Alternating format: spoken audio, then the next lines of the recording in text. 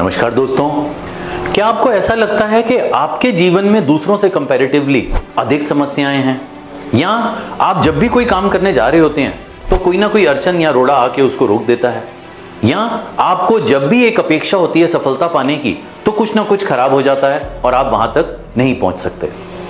यदि आपको इन सवालों में से कोई भी सवाल का जवाब जानना है तो आज का ये वीडियो आपके लिए बहुत इंपॉर्टेंट होने वाला है। तो दोस्तों, जैसे आप जानते हैं हम वीडियोस बनाते हैं motivation, entrepreneurship, health and fitness और मार्केटिंग एंड सेल्स के ऊपर। तो आज का ये वीडियो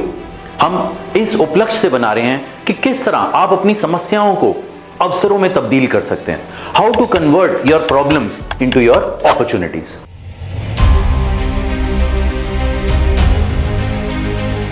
तो दोस्तों, सबसे पहले जानने की बात यह है कि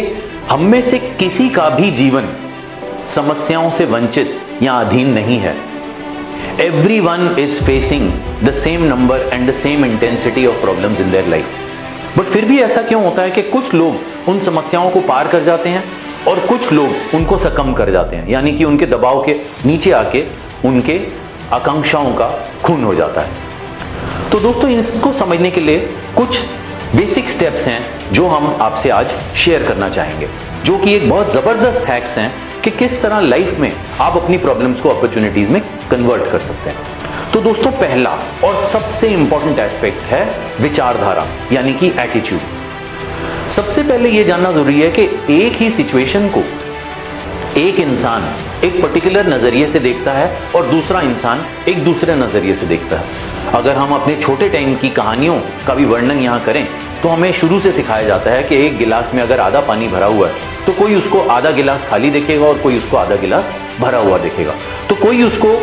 एज अ रिवॉर्ड देखेगा और कोई उसको एज अ प्रॉब्लम देखेगा। तो पहली चीज ये है कि जब भी कोई सिचुएशन आपके सामने आए तो आपका माइंडसेट न्यूट्रल होना चाहिए और आपकी विचारधारा या एटीट्यूड उसको एड्रेस करने के लिए पॉजिटिव होनी चाहिए। दूसरा,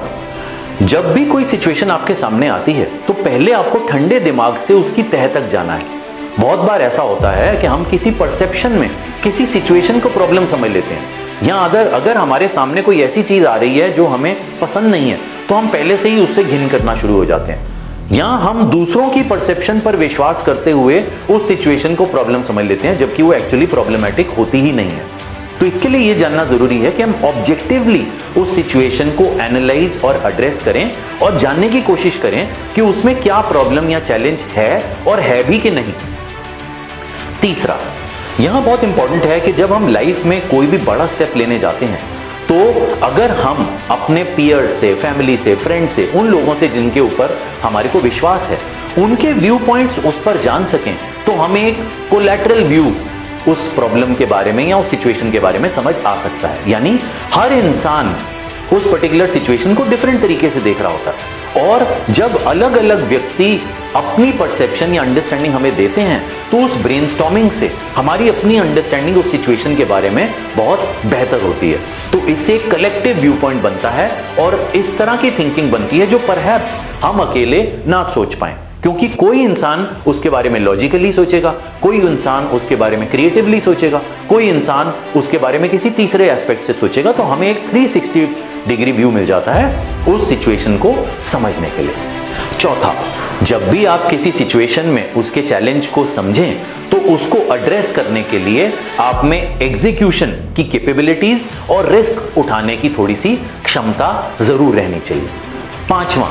उसको एड्रेस करने से फेल होने में आपको झिझक नहीं होनी चाहिए, क्योंकि वो फेलियर ही है जो आपको सिखाएगा, और बहुत बार आप पहली बार में सक्सेसफुल ना भी हों तो उस फेलियर से सीख के आप सबसेक्वेंटली सक्सेसफुल हो सकते हैं। और दोस्तों, छठा और सबसे इंपॉर्टेंट, अगर आप किसी भी सिचुएशन को हंसते खेलते हुए, लाइट माइंडेडली,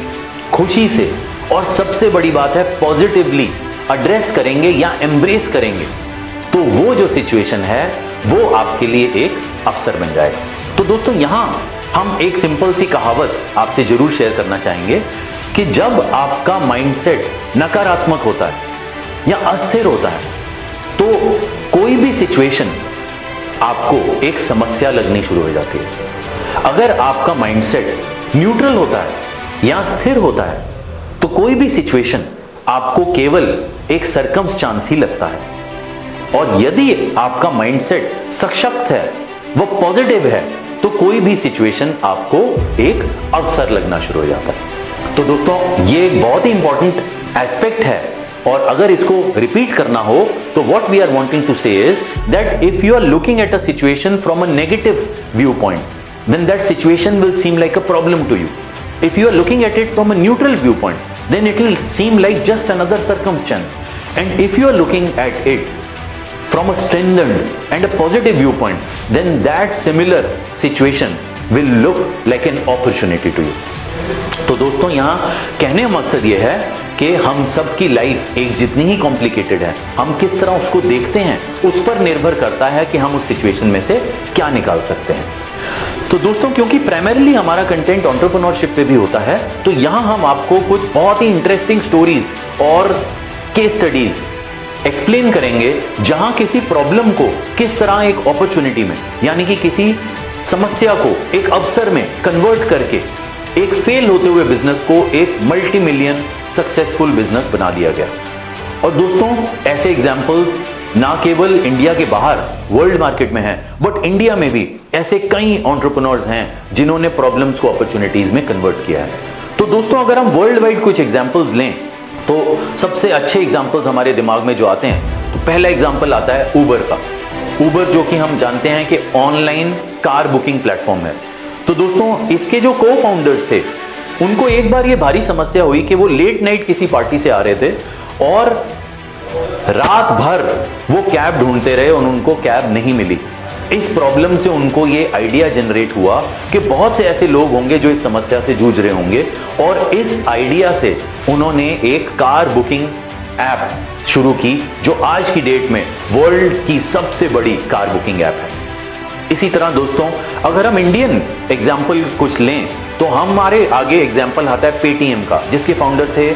विजय शेखर शर्मा जी। उन्होंने एक समस्या आइडेंटिफाई की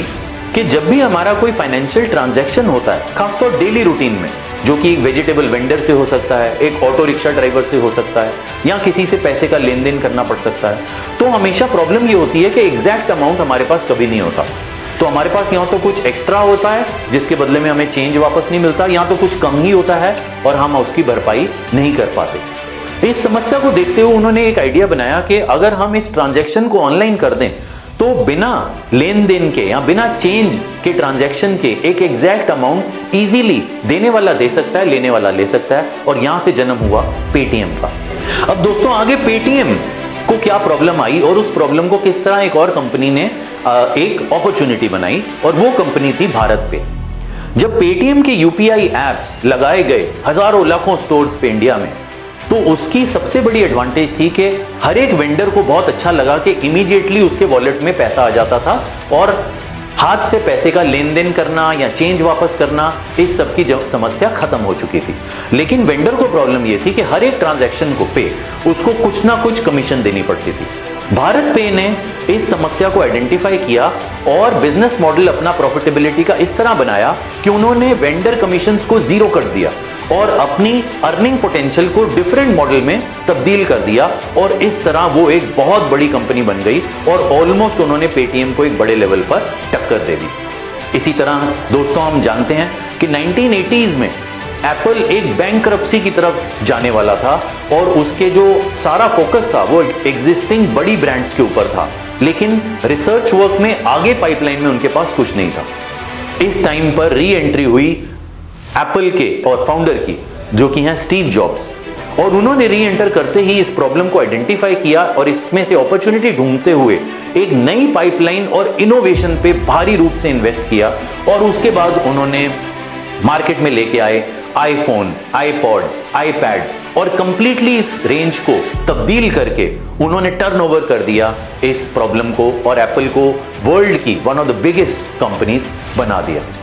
इसी तरह दोस्तों, हमारे इंडियन बैकड्रॉप में जोमेटो का एग्जांपल है, जहां को फाउंडर्स को लगा कि इजीली अगर वो घर पर कुछ फूड मंगवाना चाहें तो ऐसी कोई अपॉर्चुनिटी मार्केट में नहीं है जहां से खाने को डिलीवर करवाया जा सके, और इस तरह हुआ जोमेटो का जन्म। सिमिलरली दोस्तों स्टोरी है ओयो रूम्स की, जिसके फाउंडर वन ऑफ द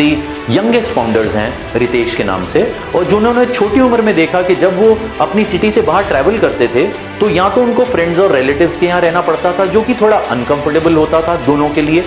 और यहाँ उनको इजीली अवेलेबल क्योंकि रूम्स नहीं होते थे होटल के, तो सब स्टैंडर्ड जगहों पर रुकना पड़ता था। इस प्रॉब्लम को उन्होंने आइडेंटिफाई किया और ओयो के एक ऑनलाइन ऐप बनाया, जो कि आज की डेट में वर्ल्ड का one of the biggest room renting apps है, जहां उन्होंने स्टैंडर्ड्स ऑफ रूम रेंट को एनहांस किया और कॉस्ट ऑफ रूम रेंट को बहुत कम किया। तो दोस्तों ये सारे इस तरह के एग्जांपल्स थे जहां प्रॉब्लम्स को आइडेंटिफाई किया, लेकिन उन सिचुएशंस को एज अ प्रॉब्लम नहीं समझा, उनको अपॉर्चुनिटीज या अवसर में तब्दील कर दिया। तो दोस्तों सिंपल भाषा में कहेंगे तो हम सबकी जिंदगी बहुत टेढ़ी है और टेढ़ी एक जलेबी की तरह है, तो क्यों ना इस जलेबी को पॉजिटिविटी की चाशनी में डुबाया जाए और उसका लुत्फ उठाया जाए। तो दोस्तों अगर आपको हमारा ये वीडियो अच्छा लगा तो चाहे लाइक सब्सक्राइब करें ना करें, लेकिन इसको शेयर जरूर करें, और जैसा कि हम हमेशा कहते हैं कोई भी एक चीज इसमें उसे उठा के एग्जीक्यूट जरूर करें, हमें लगेगा कि हमारा ये एफर्ट सक्सेसफुल हो गया। धन्यवाद। जय हिंद।